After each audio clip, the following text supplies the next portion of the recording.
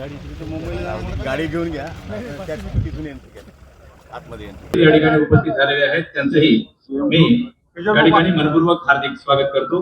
भारतातील पहिला एकात्मिक कोळसा गॅसिफिकेशन प्रकल्प या ठिकाणी या प्रकल्पाची पायाभरणी त्याच्या कोनशिलेचं अनावरण या ठिकाणी मान्यवरांच्या शुभ हस्ते होत आहे। दरवर्षी 50 लाख मेट्रिक टनापेक्षा अधिक कोळशावर प्रक्रिया करून उच्च मूल्यांची रसायने या ठिकाणी निर्माण केली जाणार आहेत। Mono ethyl glycol, hydrogen, methanol, ethanol, dimethyl विमान इंधन यांचा समावेश या ठिकाणी राहणार आहे। एकूणच आत्मनिर्भर Bharat which is used in the urea, because we do realize India imports a lot of urea. 80% of its crude oil and billions of dollars in petrochemicals and fertilizers every year, yet beneath Indian soil lies reserves over 350 billion tons. Project आहे हा एक नवीन प्रकारचा project आहे। इथे कोळशापासून gas तयार होईल आणि त्याच्यापासून केमिकल तयार होते आणि कार्बन कॅप्चर होईल त्याच्यामध्ये। म्हणजे अशा प्रकारचे प्रोजेक्ट आतापर्यंत इंडियामध्ये आले नाही। त्याच्यामध्ये युरिया तयार होईल, सस्टेनेबल एव्हिएशन फ्युएल तयार होईल, अमोनियम हायड्रेट तयार होईल, असे बरेच प्रोजेक्ट्स आहेत। कोल टू केमिकल म्हणतात त्याला। हे असा एक नवीन प्रकारचा प्रोजेक्ट इथं सुरू होणार आहे। आता 3 ते 4 वर्षात प्रोडक्शन चालू होऊन जाईल। किती इन्व्हेस्टमेंट आहे आणि किती लोकांना रोजगार मिळणार आहे? इन्व्हेस्टमेंट फेज 1 मध्ये 8,000 कोटीचा आहे आणि फेज 2 मध्ये 16,000 कोटीचा, टोटल 25,000 कोटीचे प्रोजेक्ट आहे आणि हजारो लोकांना काम मिळेल। मी 2 गोष्टी सांगतो। जसं युद्ध क्षेत्रात एक सोल्जर जातो आणि तो ते रिस्क घेतो युद्ध क्षेत्रात, तसाच एंटरप्रेन्युअर जो असतो म्हणजे व्यावसायिक हा पण एक रिस्क घेत असतो। आणि तो कशासाठी रिस्क घेतो? हा देशाच्या ग्रोथसाठी रिस्क घेतो। आज तुम्ही जागतिक पातळीवर जर बघाल तर जागतिक पातळीवर एवढे युद्ध सुरू आहेत आणि ऊर्जा स्रोत आणि ऊर्जाचा सप्लाय याच्यावर खूप मोठा क्वेश्चन मार्क आहे।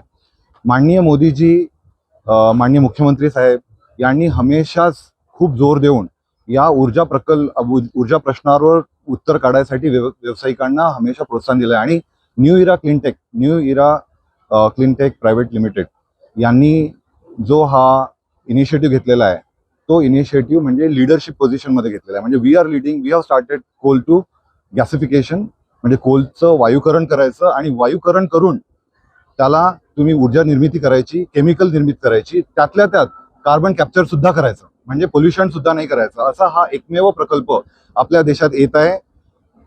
हे झालं वातावरण, ऊर्जा स्रोत। त्या व्यतिरिक्त सोशल लेवलवर जे बेनिफिट भेटणार आहे म्हणजे इथल्या लोकांना रोजगार, इथे येणारा कॅश फ्लो यातही खूप महत्वाचं योगदान असणार आहे। त्यामुळे हा याच्यातला एक मात्र प्रकल्प, एक वन ऑफ इट्स काइंड जे म्हणतात त्या प्रकारचा हा प्रकल्प आहे।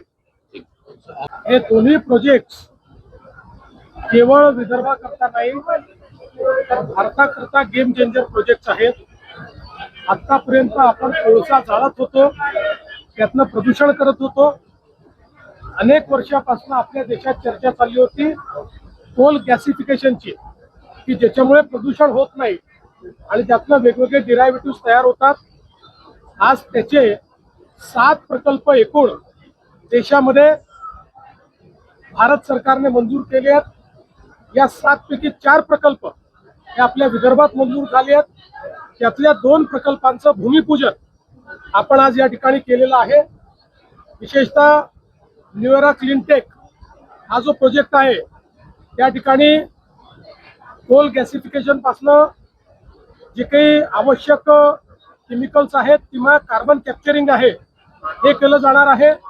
युरिया सारखा जो आपल्याला इम्पोर्ट करावा लागतो असा घटक तयार होणार आहे, गॅस तयार होणार आहे आणि त्यासोबत जिथे आता आपण ग्रेटा एनर्जी या ठिकाणी कोल गॅसिफिकेशन पासून ग्रीन स्टील तयार होणार आहे।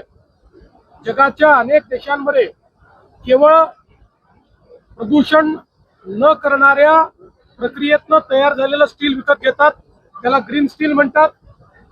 आणि अशा प्रकारच्या स्टीलमध्ये भारताला पुढे नेण्याचा आपल्या प्रधानमंत्री मोदयांचा त्या ठिकाणी एक निर्णय आहे आणि त्यातला पहिला प्लॅन हा आपल्या अमरावतीमध्ये या ठिकाणी होतो आहे। आज त्याचं भूमिपूजन झालंय. त्याचा पहिला टप्पा ते 2 वर्षात या ठिकाणी करणार आहेत. त्यामुळे या 2 प्रकल्पांमुळे जवळपास 30,000 कोटी रुपयाची गुंतवणूक होणार आहे. 10,000 लोकांना रोजगार मिळणार आहे आणि विशेषतः देशाच्या एनर्जी सिक्युरिटीमध्ये या ठिकाणी एक मोठं कॉन्ट्रीब्युशन विदर्भ या माध्यमातून करणार आहे. लोकशाही मराठी ऐका, पहा, जागरूक रहा.